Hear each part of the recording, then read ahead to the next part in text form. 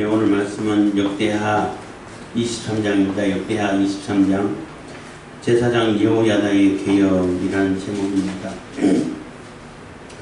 아달랴가 그 왕족들을 다 죽이고 자기가 왕권을 찬탈해서 왕으로 있은 지가 6년이나 됐습니다. 6년이 지나고 7년째 된 해에 그래서 다 죽인 줄 알았지만은 그래도 하나님께서 다윗의 씨를 남겨두셔서 요아스를 남겨두셨고 요아스를 성전에 숨겨서 6년을 숨겨가지고, 그러니까 요아스가 한 살이죠. 한 살 때 피신을 해서 성전에서 6년을 지냈다는 얘기는 하나님의 보호 아래 지냈다는 얘기하고 의미가 같은 겁니다. 상징을 하는 거예요.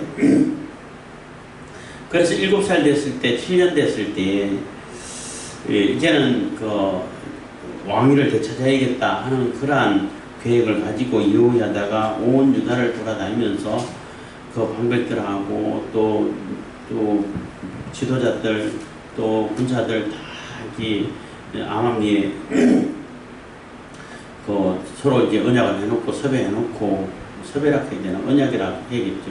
盟약을 맺고 백성들도 아달랴의 국정이 너무 싫었기 때문에 비밀이 새어나가지 않고 그대로 또 유지되고 그것을 반정을 성공시킬 수 있었다고 볼 수 있는 거죠.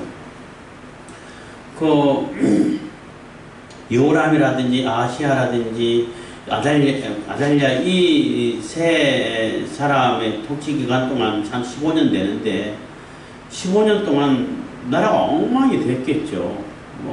온 사막 우상이 다 가득 차고 그전에도 우상 챙기는 백성이 없었던 건 아니지만 그래도 개인적으로 몰래 했는 것인데 아예 공식적으로 그걸 국교화 시켜가지고 하다시피 한 것처럼 엉망이 되어 있고 바로잡아야 할 것이 한두 가지가 아닌 정도로 이렇게 나라가 망쳐져 있는데 그러한 악정 속에서 백성들의 심정이 어떻겠냐는 거죠.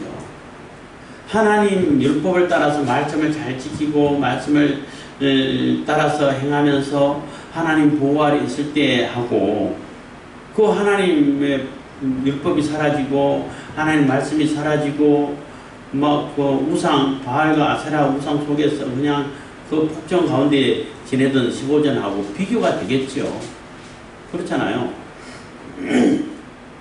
그러니까 백성들도 너무나 이게 지쳐있고 힘들고 저거 이거 바꿔야 되는데 빨리 바꿨으면 좋겠다 이런 마음이 있었겠죠. 그래서 이제 제사장 여호야다가 돌아다니면서 아주 주동적으로 다 이렇게 사람을 모으고 군사를 모으고 계획을 해서 이 요아스가 7살 될 때에 그 계획을 실행을 하게 되고 그래서 입건하고 또 출근할 사람 집에 못 가게 다 준비하고 누구 대를 짜가지고 어디는 무슨 호위하고 왕의 경비도 아주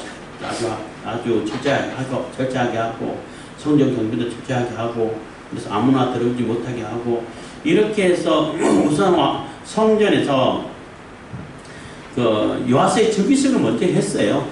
즉위식을 먼저 하고 또 방백들이라든지 다 불러와가지고 왕자를 보이면서 정말로 왕자가 다윗의 후손이 왕위를 이어가야지 저 아달랴 저게 뭐냐 그렇게 해서 이제 왕자를 보니까 백성들은 얼마나 반가웠겠어요.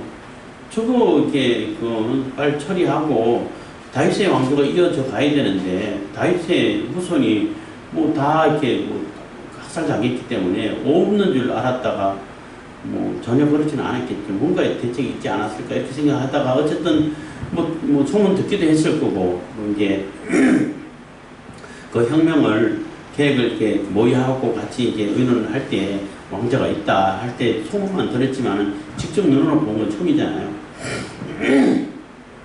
봤을 때 얼마나 반가웠을까. 그래서 왕의 만세를 부르고 나팔을 부르고 왕의 즉위식을 하는 거예요. 이 아달랴는 아무것도 예상하지 못하고 있다가 꿈에도 생각하지 못했다고 할까. 하여튼 그만큼 보안이 철저하게 잘 이렇게 보완이 됐던 거죠. 하나님께서 지켜주셨기도 하고 백성들도 아달랴에게 너무나 이제 뭐 신물이 나 있고 이런 상태다 보니까 보안이 잘 유지돼서 저기서 거행하고 있는데 뭐 성전에서 뭔가 시끌시끌하고 사람들이 웅성웅성하고 이런 이게 분위기가 느껴지잖아요. 그래서 뭔가 하고 자기 뭐 경호원 사람을 데리고 들어갔던 것 같아요. 경호원 데리고 이제 들어가 보니까 지금 뭐 왕이 앉아있고 뭐 멜류가 쓰고 즉위식을 하고 있으니까 얼마나 놀랬겠냐는 거죠. 바로 거기서 이게 반역이라고 소리 지르면은 자기들이 따르던 권력을 따르던 사람이 혹시나 돌아올까 싶어서 질렀겠으니 근데 아무도 안 돌아오죠. 그래서 여호야다 제사장은 이 성전에서는 저 아달랴를 죽이지 말아라. 왜냐하면 그 더러운 피가 성전에 흐르면은 성전이 더러워진다는 거예요. 그 어린 양의 피, 하나님께 드리지 이런 피는 성전에서 이제 피를 뿌리고 이렇게 하지만 그 더러운 죄인이고 악마와 같고 악랄하고 좀 멀리 내쳐야 할 그러한 아달랴의 피가 여기서 흘려지면은 그게 너무 성전이 더럽혀진다는 거예요. 그래서 여기서 죽이지 말고 내보내가지고 밖에서 죽이라는 얘기예요. 그래서 길을 열어주니까 경호들하고 같이 뭐 급하게 도망 나갔겠죠. 나가고 다른 사람 다 죽이라고 해서 다 죽이고 말 보관하는 그 길, 마구간 있는 그쪽 길로 가다가 거기서 처형당했습니다. 처형을 당하고 또 왕이 정식적으로 즉위하고 또 성전에서 내려와서 왕좌에 앉게 하고 이렇게 해서 나라가 정상화되는 것을 보고 백성들이 그렇게 즐거워하고 기뻐했다는 거죠. 뭐 이거하고 똑같지는 않지만 우리도 비슷하게 지난 5년간 신물이 났고 또 대통령이 바뀌어가지고 조금 그래도 기대를 걸고 있지만 아직 우리 기대에는 미치지 못한다라고 생각하는 사람들이 많이 있을 텐데 그래도 계속 기도하면서 기다려 봐야 되겠습니다. 그래서 그러한 내용을 이렇게 오늘 23장에 적어주고 있는데 그리고 제일 먼저 한 것이 그 바알 제사장 mat단이라고 하는 사람이 있는데 그 책임자고 아마 부하국 이스라엘에서 뭐 파견되어 왔을 거예요. 그러니까 아달랴가 올 때 같이 데리고 왔을 수도 있어요. 그 사람을 바알당 산당에 가가지고 바알당에 들어가가지고 다 부수고 그 사람을 죽이고 완전히 우상을 척결하는 상징을 이렇게 상징적인 그런 일을 하죠. 그래서 나라가 정상화 가는 그러한 모습을 그려주고 있는데 한번 우상에 빠지면은 완전한 회복되는 것이 너무나 어려워요. 사실은 뭐 24장 어떤 요하서의 지시가 나오지만은 그 한번 우상에 물들었던 그러한 백성들은 다시 빠져들기 쉬워요. 여호야다가 계획을 가지고 개혁을 하고 또 하나님 말씀 바로 써서 여호야다가 살아있을 동안에는 하나님 말씀대로 잘 지냈지만은 여호야다가 죽고 나니까 또 우상에 빠지고 왕마저 우상에 미혹돼서 그 아들 스가랴인가요? 뭐 재단에서 돈을 쳐주기는 그런 만행을 저지르고 했는데 그만큼 한번 빠져들면은 다시 회복되기가 어렵기 때문에 우상에 안 빠져드는 것이 가장 중요한 거예요. 한번 빠져들어 버리면은 다시 완전한 회복되기가 어렵다는 거예요. 그게 이제 죄의 속성이라고 말할 수 있는데 그래서 예수 그리스도의 피가 없으면은 완전히 회복되는 것은 불가능하죠. 뭐 그전에도 불가능하겠지만은 그래서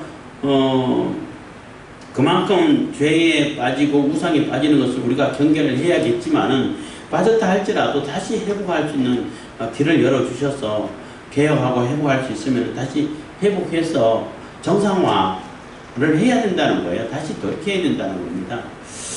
그것을 23장을 통해서 얘기해 주고 있는 것입니다. 23장 1절입니다. 제7년에 여호야다가 세력을 내어 백부장 곧 여호함의 아들 여로함의 아들 아사랴와 여호하난의 아들 이스마엘과 오벳의 아들 아사랴와 아다야의 아들 마세아와 시그리의 아들 엘리사밧 등으로 더불어 언약을 세우며, 그래서 각 지방 세력들 다 모았다는 얘기인 거예요. 대표적으로 이 몇 사람의 그 이름을 언급하지만은 다 모아서 같이, 그러니까 여호야다 혼자 한 것이 아니라 그 유다의 모든 백성들이 다 같이 했다라고 볼 수 있는 거예요. 각 지방 세력들도 다 협세해가지고 같이 이 혁명을 이루어냈다는 것입니다.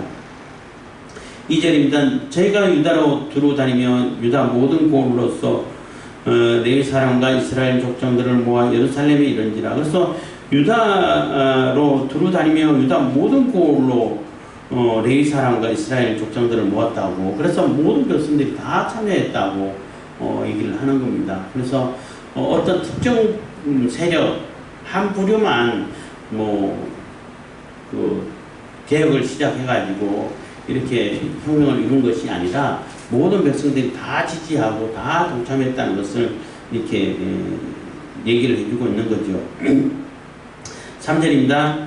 온 회중이 하나님의 전에서 왕과 언약을 세우며 여호야다가 무리에게 이르되 여호와께서 다윗의 자손에게 대하여 말씀하신 대로 왕자가 즉위하여야 할지니. 그래서 하나님께서 명령하시고 약속하신 대로 다윗의 자손에게, 다윗의 자손이 왕이 돼야 되지.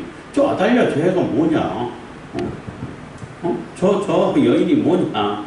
절대 저기 있어서는 안 될 사람이, 왕으로 있어서는 안 되고 그 통치자로 있어서는 안 될 자가 거기에 서 있다. 이거는 바로 잡아야 된다. 라는 것을 강력하게 주장을 했다는 거죠.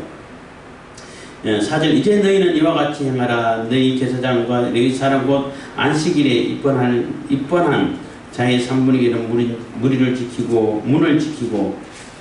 그래서 그 제사장 성전에 관리하고 성전에서 일하고 할 때에 24반차로 나눠가지고 또 절대 이렇게 공간이 비지 않도록 차례차례 데리고 돌아가면서 이렇게 할 때에 이 모든 반차하고 상관없이 다 사실 다 모집했다고 보시면 돼요.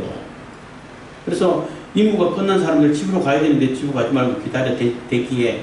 그리고 앞으로 시작할 사람들 다 또 시작하게 하고 그 다음 차례도 다 대기하고 해가지고 철저하게 수비를 잘했다는 거예요.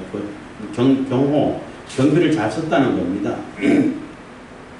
3분의 1은 왕궁에 있고 3분의 1은 기초문에 있고 백성들은 여호와의 전뜰이 있을지라. 그래서 거기에 같이 참여한 백성들도 결국은 다 참여하게 되고 있어야 할 곳에 있게 되고 또 무장도 다 같이 무장하게 되는 거죠. 6절입니다.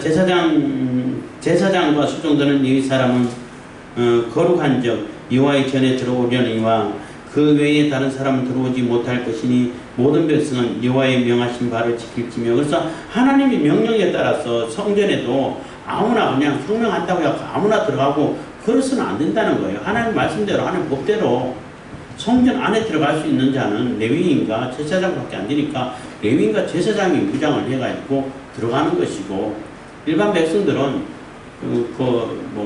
성전, 옛날 말하면 성막이라고 말할 수 있는데 성전도 이렇게 솔로몬 성전 보면은 성막, 성소라고 그러죠. 성소가 있고 지성소 있는데 여기는 제사장들만 들어가요.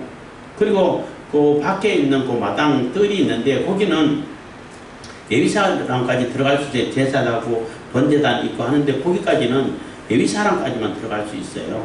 그래서 제사를 실행하고 하는 것인데 그 밖에서는 이제 일반 사람들이 들어갈 수 있고 그 밖에 이제 성전에 벽이 있고 이렇게 돼 있어요. 그래서 그 들어갈 수 있는 지역 어디에 누가 들어가야 할지 이것도 잘 분별해가지고 그 지역마다 요소에 잘 이렇게 배치를 했다는 것입니다. 7절 레위 사람은 각각 손에 병기를 잡고 왕을 회의하며 다른 사람이 전에 들어오거든 죽이고 왕의 출입할 때에 시위할지니라. 그래서 레위 사람이 들어갈 수 있는 성전이기 때문에 그리고 성전 안에 그러니까 성소 말고 성전 번제단 있는 그 옆으로 보면은 또 방들을 여러 개 만들어 가지고 거기에 필요한 뭐 창고도 있고 뭐 이런 것이 있어요. 그런데 뭐 아마 거기에 왕을 숨겨서 뭐 지내게 했겠죠. 그래서 그쪽으로 이제 들어갈 수 있는 길을 레위 사람들이 또 제사장들이 무장을 해가지고 다 지키고 호위를 하라는 겁니다. 경호를 하라는 거죠. 보초를 쓰고. 그래서 다른 사람이 절대 허락되지 않는 사람, 불순한 사람이 있으면 다 이렇게 거기서 처결하라는 겁니다. 8절 레위 사람과 유다 무리가 제사장 여호야다의 모든 명한 바를 준행하여 각기 수하의 안식일에 번제할 자와 안식일에 출발한 자를 거느리고 있으니 이는 제사장 여호야다가 출발하는 자를 보내지 아니함이더라 해서 그래서 그 제사장 출번하고 입번하고 할 때도 아무런 뭐 조직이 없는 게 아니라 거기에는 또 이렇게 그 리더가 있겠죠. 그렇잖아요. 리더가 있고 책임자가 있고 하는데 그런 자들을 다 모아서 이렇게 순서를 잘 정하고 또 출근하고 임무가 끝나서 돌아갈 사람들도 아직 돌아가지 말고 경비를 서라는 겁니다.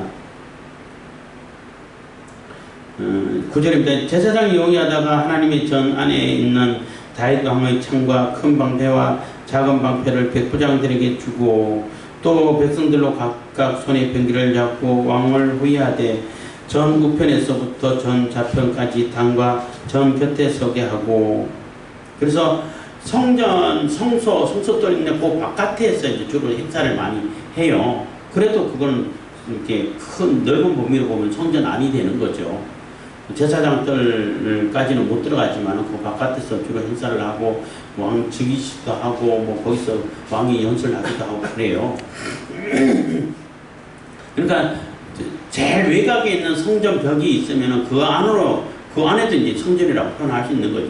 일반 백성들이 들어갈 수 있는 성전이 있고 거기에 또 무슨 구역이 또 나눠져 있어요. 근데 왕이 연설하고 주로 백성들이 즉위식을 하고 행사를 하는 것은 그 이제 번제단 있는 들어가기 전 그 문 앞에 있는 거기서 이제 단을 세워놓고 기둥 옆에 단을 세워놓고 거기서 연설하기도 하고 또 뭐 백성들에게 또 무슨 얘기하기도 하고 이렇게 해요. 거기서 섰다고 말할 수 있는 것입니다.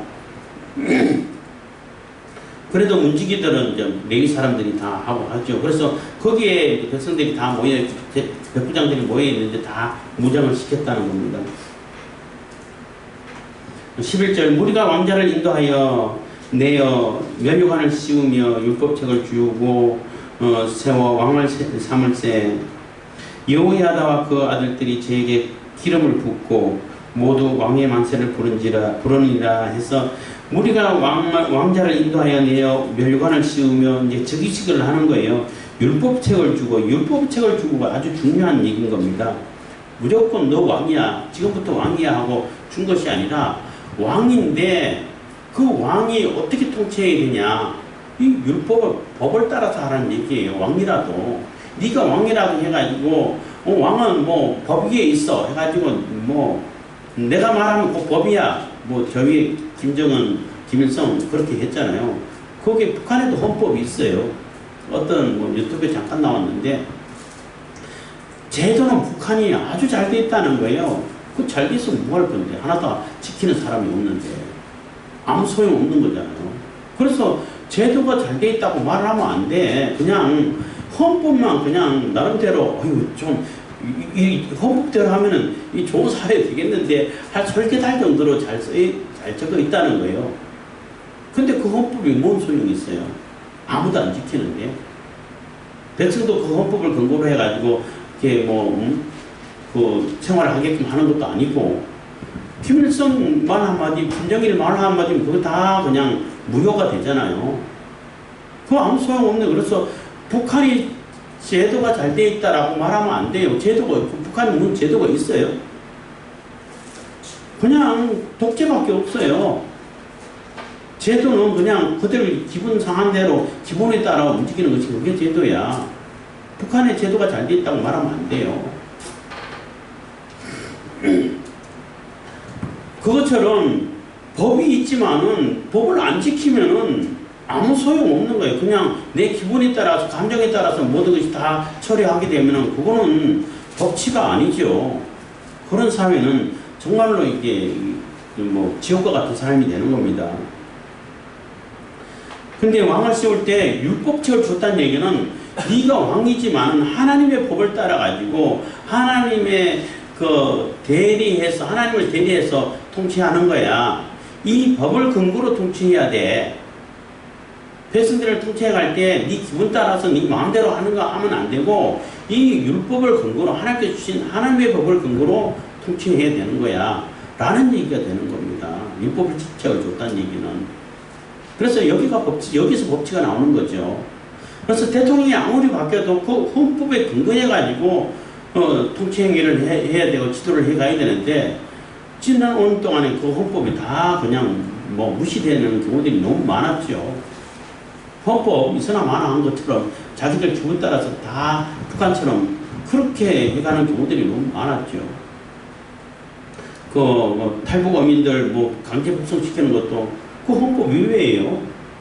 국제법에도 안 맞고, 그 사람들이 아무리 흉악범이라 할지라도 흉악범이는 그 흉악범에 대해서 그 증거를 제시해야 되는 거고, 증거를 찾아가지고 수사를 해야 되고, 수사한 다음에 정식적인 재판 절차를 거쳐야죠. 거쳐가지고 한국의 형법에 의거해가지고 처벌을 해야지. 그대로 갖다 북한을 넘겨버리면 안 되죠, 그거는 법치가 아닌 거예요. 그래서 율법책을 주고 세워서 왕을 삼을세 여호야다와 그 아들들이 저에게 기름을 붓고 모두 왕의 만세를 부른지라. 그래서 기름을 부었다는 얘기도 이게 정통성이 있다는 얘기, 하나님께서 인정하셨다는 얘기인 거예요.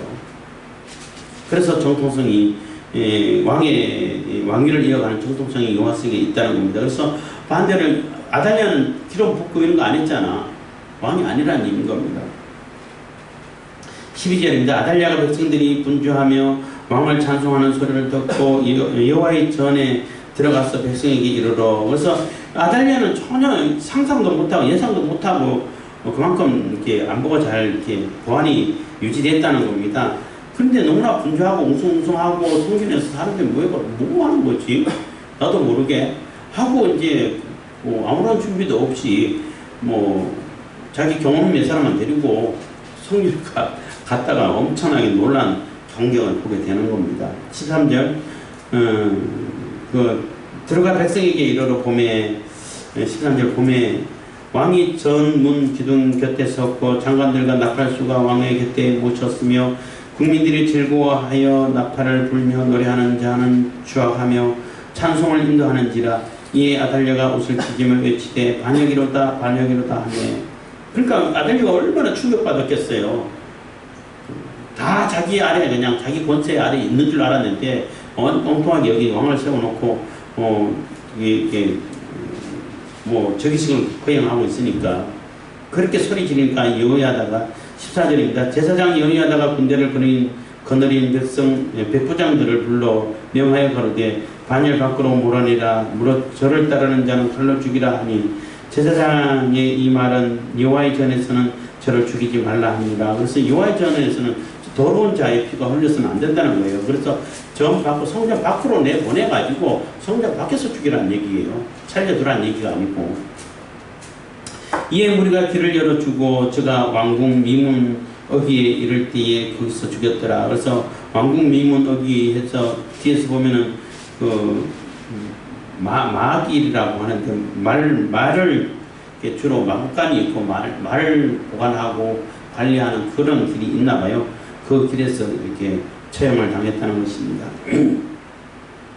16절 여호야다가 자기와 목백성과 왕 사이에 언약을 세워 여호와의 백성이 되리라 한지라. 그래서 아달랴를 처형하고 여호야다가 백성들에게 와가지고 이제는 정말로 언약을 세워서 하나님 말씀 따라서 이제는 하나님의 백성이야. 하나님의 백성이기 때문에 하나님 말씀 따라서 하나님 말씀에 근거로 해서 율법에 하나님의 법에 근거로 해서 우리가 살아야 돼 하고 언약을 새롭게 했다는 거예요. 그 언약 지금까지 내려오고 있었는데 완전히 그 15년 동안 다 이제 없는 거나 마찬가지로 파괴되고 완전히 무력화되고 이런 상황이 되어버렸잖아요. 그래서 다시 언약을 세워가지고 하나님 백성으로 이렇게 다짐을 하게 됐다는 것입니다. 17절 온 국민이 바알의 당으로 가서 그 당을 해파하고 그 단들과 우상들을 깨뜨리고 그 단 앞에서 바알의 제사장 마탄을 죽이니라. 그래서 하나님의 백성이기 때문에 하나님의 백성인데 하나님의 나라인데 하나님 나라에 있어서는 안 될 그러한 우상의 우상의 저는 있으면 안 되고 그 제사장들은 살아 있으면 안 되죠. 그래서 다 척결을 하는 것입니다.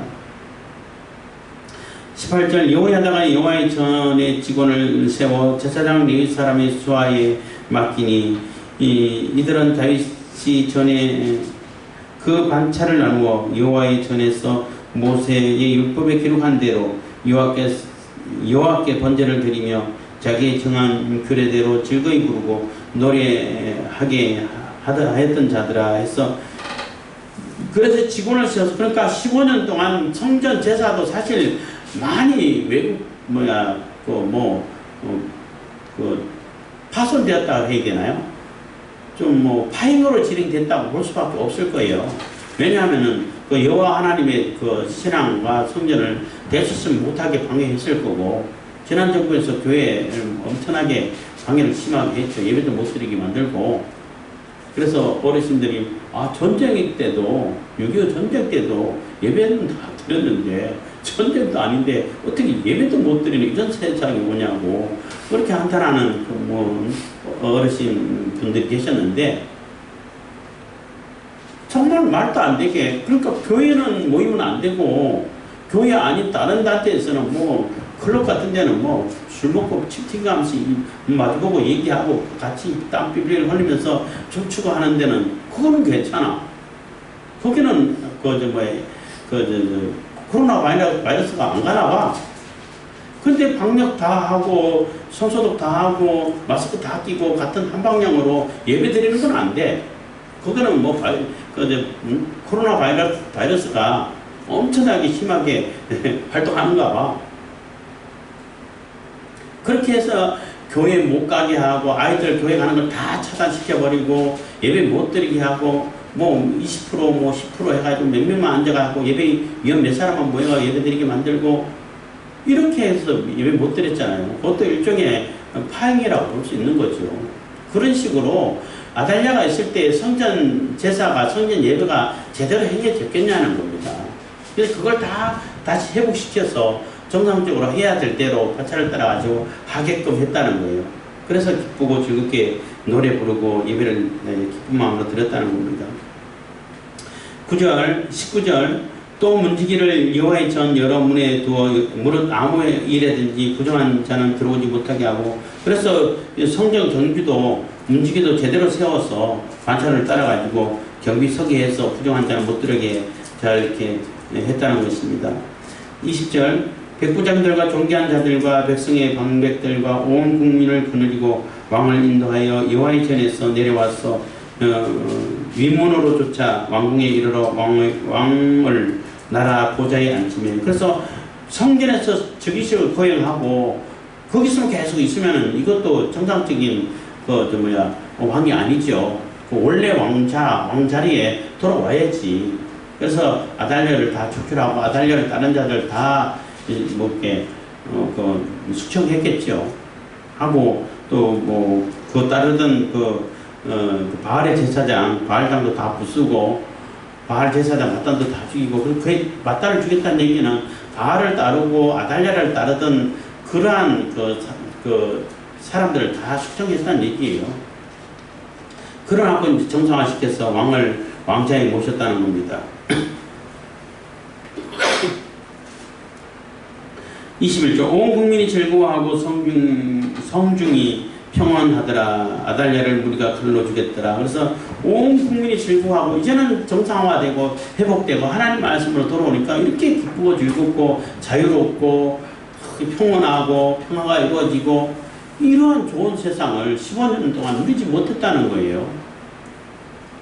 우리가 여기서도 잘 기억해야 할 것은 하나님 법대로 하나님 말씀대로 살면은 우리에게 가장 큰 행복이 들어오고 가장 큰 자유가 들어오고 가장 큰 혜택이 들어오는 거예요. 우리가 무한하게 자유롭게 하나님을 섬기고 또 우리의 그 능력을 발휘하고 우리의 능력과 재능을 가지고 하나님께 예배하고 이게 되는 거예요. 그리고 그러면 우리의 삶도 기쁘고 즐겁고 행복해지게 되고 삶의 그런 그 안락함이 있고 이렇게 되는 거예요. 그런데 하나님 말씀을 버려버리고 하나님을 떠나가지고 자기 욕심에서 우상에 빠지기 때문에 그 모든 것이 사라지는 거예요. 그래서 희망이 없고 평안함이 없고 불안하고 언제 죽을지 모르고 뭐 북한 사회가 뭐 지상 낙원이라고 하는데 그 지상 낙원 맞아요?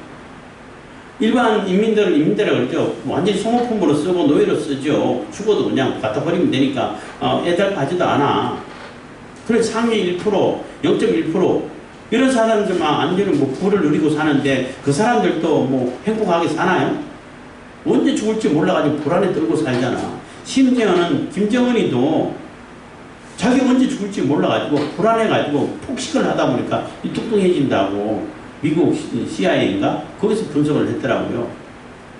그리고 김정은이하고 비슷한 그런 가짜 뭐 이런 말은 각계무시하라고 그러더라고요. 그렇게 하는데 가짜 김정은이가 10명이나 된다. 10명 넘는데요. 10명이나 된다고 그러더라고. 그거는 누구한테 들었냐면 그 측근에서 경호하던 사람 탈북해와가지고 탈북하는 증언하는 사람 얘기를 들은 거예요. 10명, 자기가 아는 건 10명 있다고, 10명 넘을 수도 있다고 얘기를 하는데 왜 그만큼 많은 사람을 김정은이하고 비슷하게 똑같이 성형해가지고 만들어가지고 세워놓냐는 거죠. 자기가 행복하고 자유롭고 평안하고 근심 걱정 없으면 그런 일 하겠어요? 언제 죽을지 모르니까 혹시 내가 죽을지 모르니까 나하고 비슷한 사람 내세워가지고 그 사람 대신 죽으라고. 그만큼 불안하다는 얘기예요. 그러니까 독재를 해도 평안하지가 않아. 거기는 행복이 없어요. 하나님 법 안에 있을 때에 하나님의 법을 따라가고 하나님의 보호를 받고 하나님의 은혜를 입을 때 그때 사람은 평안을 누리고 안전함을 누리고 자유를 누릴 수 있는 거예요. 완전한 자유를 누릴 수 있는 거예요. 그래서 그 왕권을 회복하고 그 하나님 나라의 그 법치를 재정비하고 회복되게 되니까 백성들이 기뻐하고 즐거워하고 했다는 겁니다. 그래서 역대기를 써가고 있는 그 에스라가 그 포로기한했던 이스라엘 백성들에게 전하는 메시지도 마찬가지인 거예요. 하나님 말씀대로 살 때 그럴 때 행복이 있고 그럴 때 복이 있고 부귀영화가 있고 평안함이 있고 자유가 있는 것이다. 하나님 말씀 중심이 돼야 모든 것이 정상화된다 라고 얘기를 해주고 있는 거예요. 그래서 하나님 말씀을 떠나갔을 때는 그것이 사라지는 거예요. 다 사라져 버리는 거예요. 선악과를 먹게 되면은 에덴 동산이 사라져 버리는 것처럼 선악과를 지키고 있을 때 에덴 동산이 있는 것이지 선악과를 다 먹어버리면은 그 에덴 동산 자체가 다 날아가 버리게 된다는 겁니다. 그래서 그것을 우리가 기억하시면서 항상 모든 것이 다 하나님 말씀 중심으로 우리가 움직여가고 생활해가고 앞으로 계획을 짜야 우리의 올바른 삶이 있게 되는 것이지 하나님 말씀을 배제하고 내 마음대로 하게 되면 잘 될 것 같지만은 아무것도 얻어지는 게 없어요. 그것을 꼭 기억하시길 바라겠습니다. 기도하겠습니다. 사랑해 주님 감사합니다.